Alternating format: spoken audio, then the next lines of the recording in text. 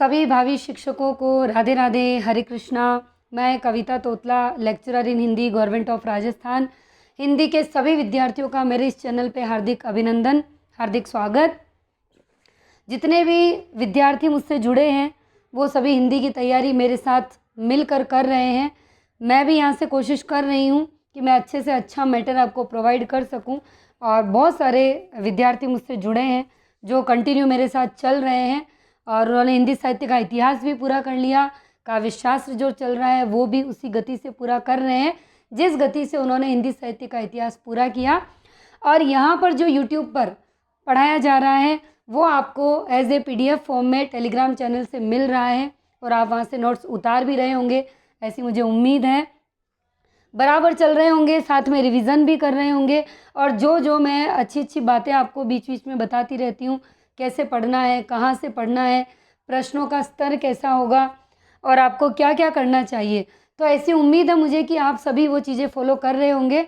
और जैसा कि कल हमने जो ध्वनि सिद्धांत पढ़ा था उसमें मैंने साधारणीकरण को फिर से लिया था, जबकि साधारणीकरण हम पहले कर चुके थे। तो फिर से लेने का सिर्फ एक ही था क्योंकि क्लास में गैप कुछ ज़्यादा हो गया था लंबे दिनों का, तो थोड़ा सा फ्लो में आना था, मुझे भी आना था और आपको भी मेरे साथ आना था क्योंकि काफ़ी गैप हो गया था।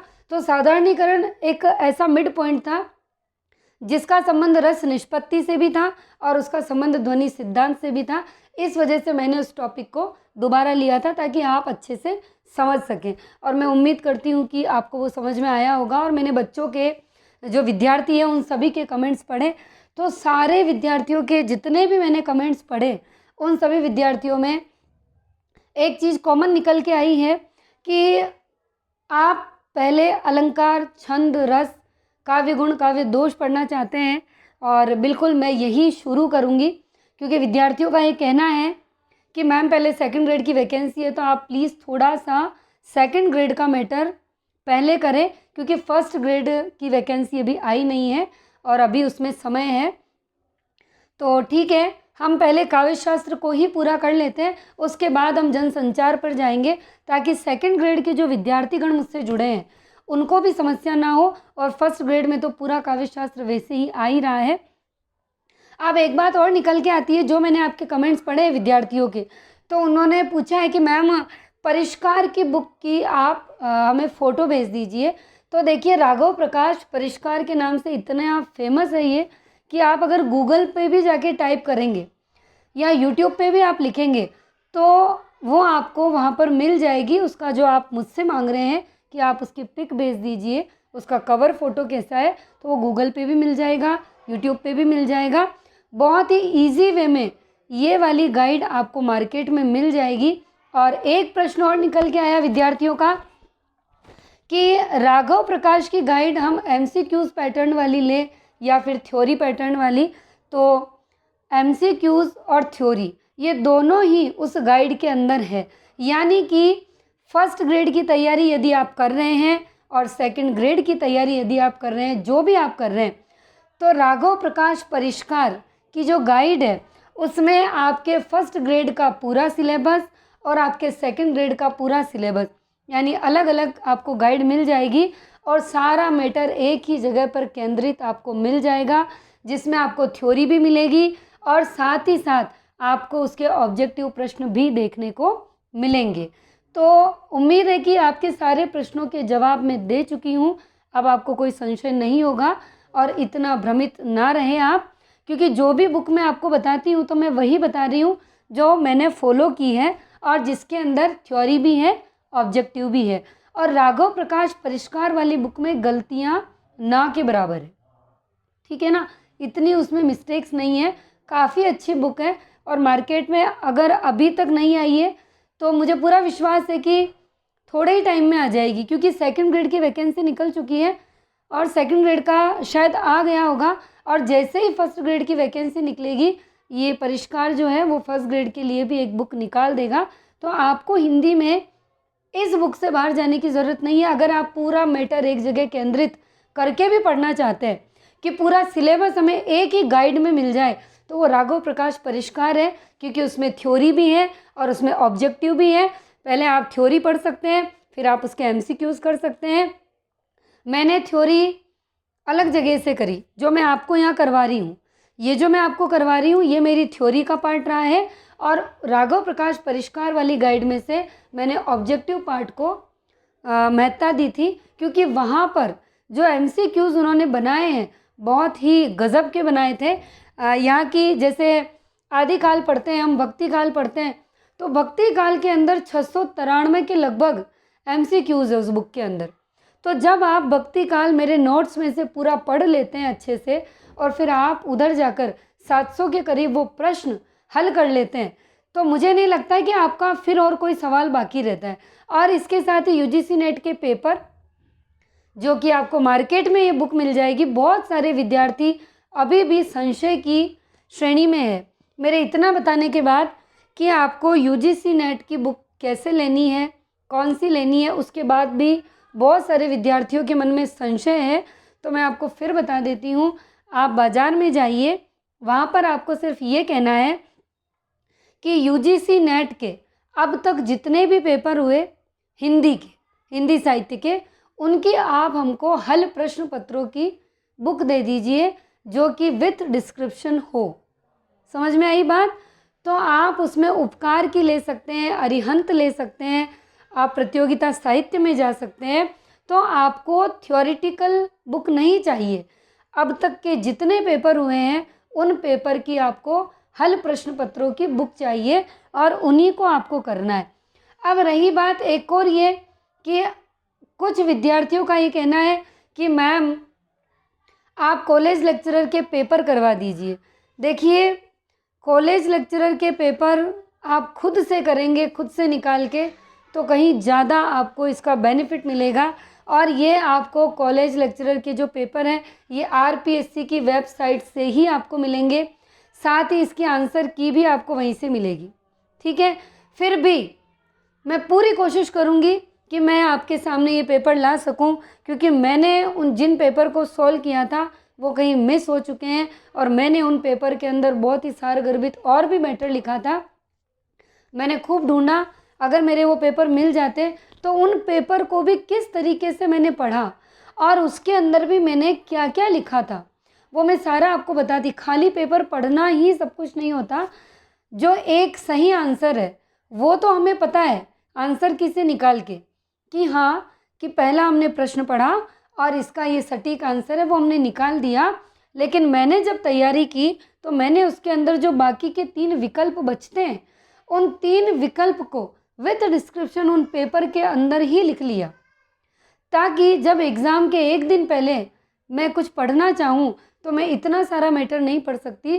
तो ये जो इकट्ठे किए हुए स्कूल लेक्चरर और कॉलेज लेक्चरर के पेपर्स थे, इनमें मैंने एक आंसर तो सटीक था, लेकिन बाकी के जो 3 विकल्प थे उन सब विकल्प के अंदर वो क्या है वो सारा सार मैंने उन पेपर्स में लिख दिया था।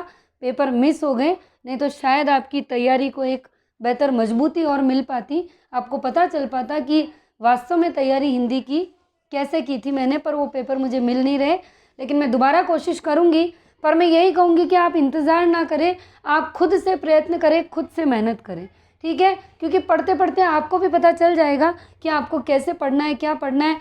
यदि आप मेरी हर बात को फॉलो करते हैं, अब तक के इतने वीडियो मैं बना चुकी हूँ, जो भी मैंने पढ़ाया, जितने भी वीडियोस मैंने पढ़ाए, मैंने हर वीडियो में आपको प्रश्न कैसे सॉल्व करना है, कैसे पूछा जाएगा, कहाँ से पढ़ना है, क्या करना है, मैं सब में बताती हूँ। अगर आपने ईमानदारी से मेरी हर एक बात को ध्यान से सुना और आप उस पर अमल कर रहे हैं तो फिर आपकी तैयारी बहुत ही सही दिशा में जा रही है। खाली यहाँ यूट्यूब से आप सुनकर और टेलीग्राम से इन नोट्स को आप केवल उतार रहे हैं और बाकी की बातों को अगर आप फॉलो नहीं कर रहे हैं तो फिर मैं कुछ भी नहीं कर सकती। क्योंकि जो तरीके मैंने अपनाए थे उन्हीं तरीक़ों को मैंने बताया है और उन्हीं तरीक़ों को मैं चाहती भी हूँ कि आप फॉलो करें, तभी आप एक सीट बहुत आराम से ले पाएंगे। और एक प्रश्न और निकल के आता है यूट्यूब के कमेंट से, जो कि विद्यार्थी ने किया है कि मैडम फर्स्ट पेपर में जो जीके का होगा हमारा पहला प्रश्न पत्र, उसमें 40% लाना, यानी कि 30 प्रश्न 75 में से सही होना ज़रूरी है फर्स्ट ग्रेड में। बिल्कुल ऐसा नियम अब हो चुका है, क्योंकि जब मैंने एग्ज़ाम दिया था ऐसा नहीं था और अभी हुआ है। मैं मानती हूँ, बिल्कुल सही बात है कि हम किसी भी सब्जेक्ट को छोड़ नहीं सकते। तो कल मैंने आपसे जो एक बात कही थी कि हिंदी में आपको एक एक प्रश्न के पीछे पूरी मगजमारी करनी पड़ेगी, वो इसीलिए ही कहा था क्योंकि इधर 40% यानी कि 30 प्रश्न फर्स्ट ग्रेड के फर्स्ट पेपर जीके में आपको सही करने हैं। पर हिंदी के विद्यार्थियों में, जैसे कि ये मेरी समस्या थी, हो सकता है आपकी भी हो कि मैथ्स, रीजनिंग, इंग्लिश इनमें प्रॉब्लम आती हो। तो जो विद्यार्थी इसको नहीं कर सकते तो उनके लिए फिर ये है कि जो बाकी के पार्ट है जीके के, उनको बहुत ही मजबूती से करें और बाकी का अपना जोर लगाएं हिंदी पे, क्योंकि 30 नंबर की तैयारी, अगर आप 50 नंबर की तैयारी भी इधर से करते हैं जीके में, तो आप 50 में से 35 तक पहुंच जाएंगे।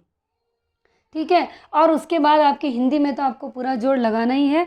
और एक चीज़ मैं आपको और बता दूं, वैकेंसीज़ बहुत ही तेज़ गति से आ रही हैं, उसी तेज़ गति से हो सकता है आपके एग्ज़ाम भी हो जाए। तो आप अपनी पढ़ाई को बिल्कुल नियमित तरीके से करिए, बिल्कुल फोकस आप उसी पे बना लीजिए। फर्स्ट ग्रेड की भी बहुत जल्दी विज्ञप्ति आ जाएगी, हो सकता है कि दिसंबर तक ये एग्ज़ाम्स भी हो जाए फर्स्ट ग्रेड और सेकंड ग्रेड के।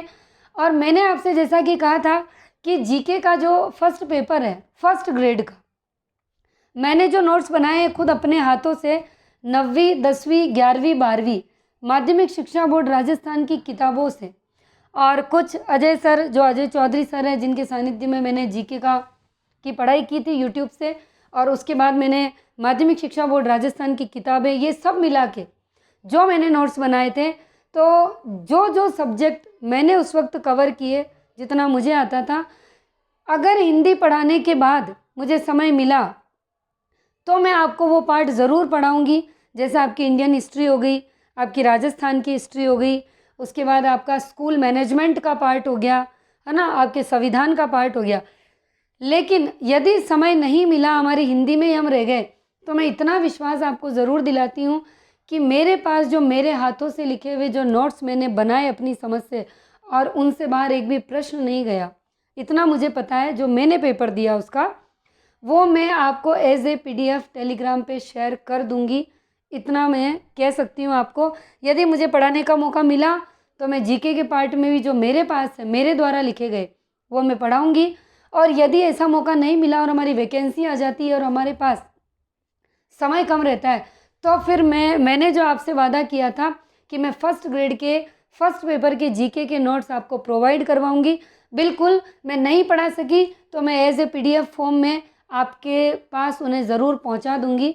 ये मेरा प्रॉमिस है आपसे, इसीलिए आप टेंशन ना लें, घबराएं नहीं, क्योंकि मैंने संविधान के नोट्स हैं मेरे पास, अपने भारतीय इतिहास है, राजस्थान का इतिहास है, और शैक्षिक प्रबंधन, ये पूरा का पूरा है। हाँ, जो नए नवाचार हुए शैक्षिक प्रबंधन में, वो मैं नहीं कह सकती क्योंकि मैंने 2020 में बैठ के बनाया इनको, तो अभी 2022 चल रहा है, तो हो सकता है 2 सालों में कुछ और नए नए नवाचार हुए हैं, उनको आपको पढ़ना पड़ेगा। और जैसा कि मैंने बताया कि राठ की बुक है मार्केट में, बहुत अच्छी है, तो जितना मेरे पास है मैं ज़रूर भेजूँगी। अब हम आते हैं हमारी क्लास पर। कल हमने ध्वनि सिद्धांत पढ़ा और बहुत अच्छे से आपको समझ में आया, क्योंकि यूट्यूब के कमेंट से मुझे पता चला कि क्लास आपको अच्छी लगी। और लाइक ज़रूर कीजिए। आगे बढ़ने से पहले आपका मैं फिर कहूँगी कि एक लाइक मुझे मोटिवेट करता है हर दिन आपके पास एक क्लास लाने को। अब हम पढ़ेंगे हमारे अरस्तु का अनुकरण। ठीक है, अरस्तु का अनुकरण सिद्धांत। देखिए, मैं एक चीज़ और बता देती हूँ, अरस्तु के अनुकरण के बाद हमारा होगा लॉन्जाइनस का उदात्त तत्व। ठीक है, और लॉन्जाइनस के बाद हमारे 2 सिद्धांत और आते हैं, एक मार्क्सवाद और एक वक्रोक्ति आता है। ठीक है ना, ये 4 टॉपिक और है, उसके बाद हम शुरू कर देंगे काव्य शास्त्र। ओके, अरस्तु का अनुकरण यानी अरस्तु का एक सिद्धांत है जिसका नाम है, अरस्तु ने दिया था अनुकरण का सिद्धांत। अब हम सबसे पहले देखेंगे जन्म कब हुआ। तो जन्म हुआ 384 या 374 ईसा पूर्व, यानी ये। मृत्यु हुई 322 ईसा पूर्व। ये मतभेद है, इसीलिए 2 लिखा गया है। ठीक है, जन्म स्थान कहाँ है? मकदूनिया, मैसिडोनिया, यूनान, इस्तगिरा नगर में इनका जन्म हुआ। और ये महान विचारक प्लेटो के क्या थे? शिष्य थे, और सिकंदर के गुरु थे। यानी अरस्तु प्लेटो के तो शिष्य थे और अरस्तु किसके गुरु थे? सिकंदर के गुरु थे। इन्हें कौन? अरस्तु को यूरोपियन चिंतन धारा, पाश्चात्य विचारधारा का प्रवर्तक माना जाता है। इंपॉर्टेंट लाइन है। अरस्तु को ज्ञान का विश्वकोश भी कहते हैं। प्लेटो इन्हें अकादमी का मस्तिष्क कहा करता था। देखिए सभी बहुत इंपॉर्टेंट लाइन्स। वैसे मेरे जो ये नोट्स हैं इनमें एक एक लाइन बहुत इंपॉर्टेंट है। ओके, इन्होंने लगभग 400 ग्रंथों की रचना करी और साहित्य से संबंधित इनकी 2 पुस्तकें आती है जो कि बहुत ज़्यादा इम्पोर्टेंट है। पहली आती है रिटोरिक और दूसरी आती है पोइटिक। क्या क्या नाम है इनके? साहित्य से संबंधित 2 किताबें हैं, रिटोरिक, पोइटिक। अब देखिए रिटोरिक का संबंध किससे है? भाषण कला से, यानी जो हम स्पीच देते हैं उससे। और पोइटिक का संबंध किससे है? काव्य शास्त्र से, यानी ये इसका पोइटिक का संबंध है काव्य शास्त्र से, पोइट्री एक तरह से। पोइटिक में काव्य के स्वरूप, भेद और अंगों पर विचार किया गया है।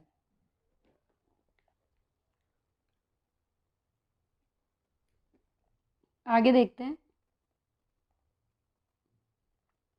यह ग्रंथ पाश्चात्य काव्य शास्त्र का प्रकाश स्तंभ माना गया है। कौन सा ग्रंथ? पोइटिक, जो हमने काव्य शास्त्र से संबंधित पढ़ा ना। ये ग्रंथ जो है वो पाश्चात्य काव्य शास्त्र का प्रकाश स्तंभ माना जाता है। ये जो पोइटिक है इसे पेरी पोइटिकेस भी कहा जाता है। समझ में आई बात? पोइटिक काव्य शास्त्र पर व्यवस्थित रूप से विचार करने वाली विश्व की प्रथम पुस्तक है। यानी कि काव्य शास्त्र के ऊपर अगर व्यवस्थित रूप से विचार किया गया तो वह विचार इस पुस्तक में किया गया। किस पुस्तक में? पोइटिक में। और इसीलिए इसे विश्व की प्रथम पुस्तक माना गया। किस रूप में? काव्य शास्त्र पर व्यवस्थित रूप से विचार करने के रूप में। अब देखिए पोइटिक के 2 भाग हैं, यानी ये जो पेरी पोइटिकेस है इसके 2 भाग हैं। 2 भागों में क्या है? पहले भाग में क्या है हम वो देखते हैं। इसके जो 2 पार्ट है पोइटिक के, प्रथम भाग में किसका वर्णन है और द्वितीय भाग में किसका वर्णन है, ये बताना चाह रहे हैं यहाँ पे। प्रथम भाग में है ट्रेजेडी, यानी कि त्रासदी, एपिक महाकाव्य पर विचार किया गया। यानी पहले भाग में त्रासदी का वर्णन है और एपिक पर विचार किया गया, एपिक यानी महाकाव्य पर।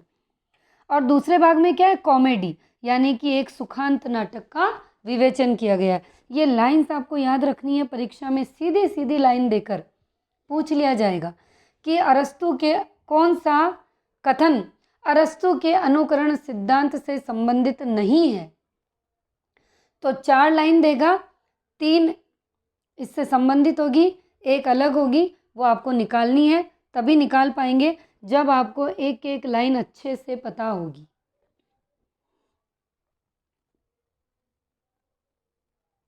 दूसरा भाग अनुपलब्ध है, यानी अब देखिए पहला भाग तो हमने पढ़ा ना, जो त्रासदी का है वो तो है, लेकिन जो दूसरा भाग है जिसमें कॉमेडी और सुखांत नाटक है, ये क्या है? अनुपलब्ध है, ये है ही नहीं है। अब देखिए आगे, हमने पहले पोइटिक के 2 भाग पढ़े। अब यहाँ अरस्तु ने 3 सिद्धांतों का विवेचन किया। कौन कौन से सिद्धांत है? अनुकरण, विरेचन, त्रासदी का सिद्धांत। कितने सिद्धांत? 3 सिद्धांत, अनुकरण का, विरेचन का, त्रासदी का। पहला है अनुकरण का सिद्धांत। इस सिद्धांत के मूल प्रवर्तक प्लेटो माने जाते हैं।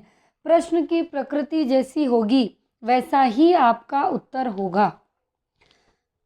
हम यहाँ पर भले ही पढ़ रहे हैं कि अनुकरण, अरस्तु का अनुकरण सिद्धांत, ये हमारे पाठ्यक्रम का एक हिस्सा है फर्स्ट ग्रेड के, लेकिन अगर आपसे प्रश्न पूछा जाता है कि अनुकरण सिद्धांत के मूल प्रवर्तक कौन है, तो फिर आप यहाँ आंसर देंगे प्लेटो। ठीक है। कला के संबंध में अरस्तु का प्लेटो के विचारों से मतभेद था। प्लेटो कला के विरोधी थे और अरस्तु कला के समर्थक थे। परीक्षा में पूछी गई है ये लाइन, ऐसे के ऐसे 2020 में जो पेपर हुआ 4 लाइन दी, उसमें से कहा कि कौन सा कथन अरस्तु के अनुकरण सिद्धांत से संबंधित नहीं है, और ये एज इट इज़ लाइन पूछी गई है वहाँ। तो ये आपको ध्यान रखना है, क्योंकि अरस्तु और प्लेटो दोनों ने भले ही अनुकरण सिद्धांत दिया, लेकिन दोनों के विचारों में मतभेद था। एक कला समर्थक थे और एक कला विरोधी थे। दिया एक ही सिद्धांत, लेकिन दोनों के विचार अलग अलग थे। ये आपको ध्यान रखना है, और ये अक्सर परीक्षा में पूछा जाता है कि दोनों के विचार एक थे या मतभेद था। तो आपको पता होना चाहिए कि मतभेद था। अब देखिए, कला के प्रति प्लेटो का दृष्टिकोण कैसा था? आदर्शवादी और नैतिकतावादी। बहुत ही इम्पोर्टेंट लाइन है ये जो मैं आपको बताने जा रही हूँ, ध्यान से सुनिएगा कि प्लेटो क्या थे? कला विरोधी थे। अरस्तु क्या थे? कला के समर्थक थे। अब प्लेटो का जो दृष्टिकोण था कला के प्रति इस अनुकरण सिद्धांत में, वो तो था आदर्शवादी नैतिकतावादी, ये प्लेटो का मत था। और अरस्तु का जो कला के प्रति दृष्टिकोण था इस अनुकरण सिद्धांत में, वो कैसा था? सौंदर्यवादी, वस्तुवादी और यथार्थवादी। ये टर्म आपको याद रखनी है। प्लेटो से संबंधित आदर्शवाद और नैतिकतावाद याद रखना है, और अरस्तु का आपको याद रखना है सौंदर्यवादी, वस्तुवादी, यथार्थवादी। ठीक है, अब आगे देखिए। कला के प्रति प्लेटो का दृष्टिकोण आदर्शवादी व नैतिकतावादी था, जबकि अरस्तु का सौंदर्यवादी, वस्तुवादी, यथार्थवादी था। प्लेटो के अनुसार कला वासनाओं का पोषण करती है। एक चीज़ मैं फिर कहूँगी जो हमेशा कहती हूँ, पूरा पेपर है और नहीं है का खेल है। आपको लाइन देगा, प्लेटो के अनुसार कला वासनाओं का पोषण नहीं करती है, और अगली लाइन देगा कि प्लेटो के अनुसार कला वासनाओं का पोषण करती है। अब अगर आपने ध्यान से पढ़ा है और एक एक लाइन गंभीरता से पढ़ी है, तो आप बहुत अच्छे से निकाल लोगे कि प्लेटो के अनुसार कला वासनाओं का पोषण करती है, ऐसा माना है। और अगर आपने ढंग से लास्ट तक नहीं पढ़ा तो फिर आप नहीं निकाल पाएंगे। और आरपीएससी का एग्ज़ाम भी यही है कि हम जब पेपर पढ़ते हैं परीक्षा कक्ष में बैठकर, तो शुरू में तो हम पढ़ेंगे, लेकिन अंत तक हम उस प्रश्न को पूरा नहीं पढ़ते हैं। जब हम प्रश्न को पूरा नहीं पढ़ते हैं तो हमारी आधे से अधिक उत्तर इसीलिए गलत होते हैं कि हमने लास्ट तक पूरा नहीं पढ़ा कि वो है बोल रहा है या नहीं है बोल रहा है। तो प्रश्न बहुत ध्यान से पढ़ना चाहिए, और उसके बाद उसके विकल्प बहुत ध्यान से पढ़ने चाहिए। ये सबसे खास बात है।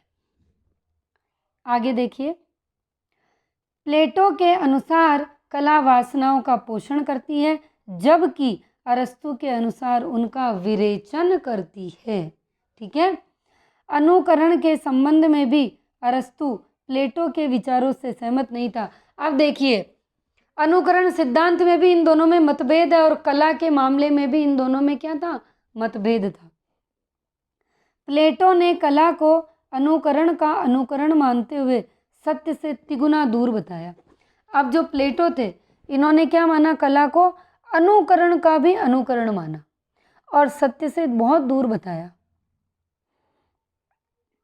अरस्तु ने कला को अनुकरण का अनुकरण न मानकर, ये फिर और हाँ और नहीं का खेल है, ये ध्यान रखिएगा। जल्दी जल्दी में अक्सर आप पढ़ेंगे तो पता है कैसे पढ़ेंगे। अरस्तु ने काव्य को अनुकरण का अनुकरण मानकर सत्य का प्रकृति का अनुकरण माना। इस न को पढ़ना आप भूल जाएंगे और सारा खेल खत्म और 1 नंबर गया आपका। इसीलिए मैं बार बार आपको यही जोड़ देती हूँ कि आप ढंग से पढ़ें, ध्यान से पढ़ें, गंभीरता से पढ़ें। ठीक है, अब देखिए आगे। अरस्तु ने प्रकृति का तात्पर्य बाह्य जगत के गोचर व स्थूल रूप के साथ अंतर जगत के भावों से भी लिया है, और अरस्तु ने अनुकरण का तात्पर्य प्रतिकृति यानी कि नकल करना, हूबहू, वह न मानकर पुनर्निर्माण, पुनर्रचना, पुनर्सर्जन माना है। यानी ये फिर न आ गया, ये आपको ध्यान रखना है। अनुकरण के लिए यूनानी भाषा में एक शब्द आता है मिमेसिस। और अंग्रेजी में आता है इमिटेशन। जो महिला विद्यार्थी है उन्होंने तो नाम सुना ही है, इमिटेशन ज्वेलरी।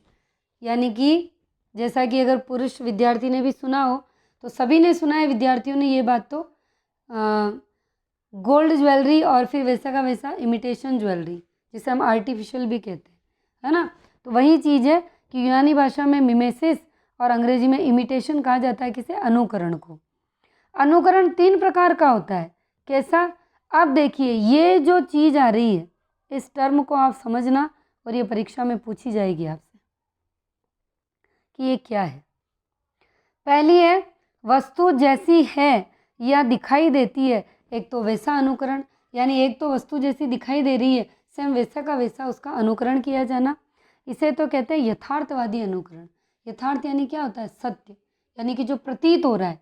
यथार्थ का मतलब क्या है? जो हमारी आंखों के सामने है, जो हमें दिखाई दे रहा है और वैसे के वैसे नकल हम कर रहे हैं, वो तो हो गया यथार्थ। यथार्थ का मतलब होता है हकीकत, सत्य।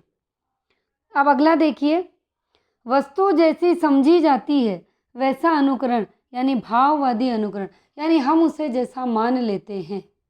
तीसरा है वस्तु को जैसा होना चाहिए वैसा अनुकरण, यानी आदर्शवादी अनुकरण। ये प्लेटो मानते हैं। समझ में आ गया? तो पहला क्या है? वस्तु जैसी दिखाई देगी। दूसरा क्या है? वस्तु जैसी समझी जाएगी।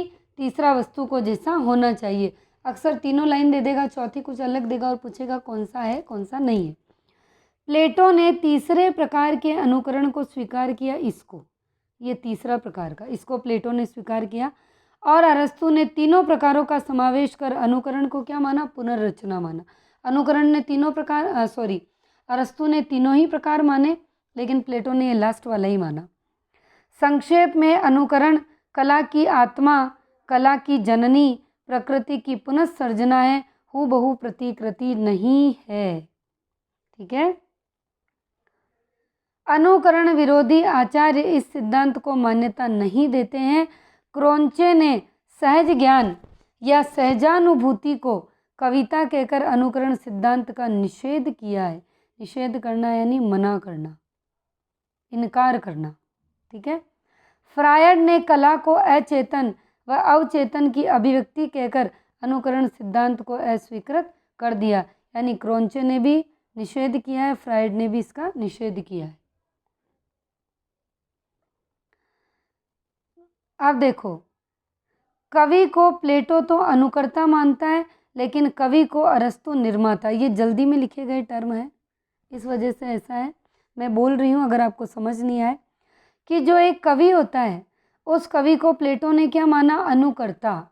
और अरस्तु ने क्या माना? निर्माता, रचनाकार माना। ठीक है। तो कवि को प्लेटो ने तो अनुकर्ता माना और कवि को अरस्तु ने निर्माता माना। तो ये आपका अरस्तु का अनुकरण सिद्धांत हुआ है। इसके बाद हम आगे पढ़ेंगे लॉन्जाइनस का उदात्त तत्व, वो भी अपने आप में बहुत ही इम्पोर्टेंट है। तो लाइक करना ना भूलें इस वीडियो को जाने से पहले। आप जितना लाइक करेंगे, मैं हर दिन आपके लिए उतना ही मोटिवेट होकर और एक नई क्लास लूँगी। आपका एक लाइक मुझे मोटिवेट करता है। अच्छे से पढ़िए, अच्छे से समझिए। और ये जो आपको PDF है ये मेरे टेलीग्राम चैनल पे मिल जाएगी। बहुत सारे विद्यार्थियों को टेलीग्राम चैनल ज्वाइन करने में दिक्कत आ रही है, तो मेरे टेलीग्राम चैनल का नाम है हिंदी के रंग कविता तोतला के संग। हिंदी में ही आप टाइप करिएगा, टेलीग्राम पर आपको मिल जाएगा और वहाँ से आप ज्वाइन कर लीजिए। बाकी मैं मेरे यूट्यूब चैनल पर जो मेरा वीडियो है उसके डिस्क्रिप्शन में इसका लिंक मैं प्रोवाइड करती हूँ, वहाँ से भी आप डायरेक्ट ज्वाइन कर सकते हैं। वहाँ से नहीं हो रहा है तो टेलीग्राम चैनल का नाम लिख लीजिए हिंदी में, हिंदी के रंग कविता तोतला के संग, और ये PDF आप वहाँ से प्राप्त कर लीजिए। अगली बार नए टॉपिक के साथ मिलेंगे। हरे कृष्णा, राधे राधे।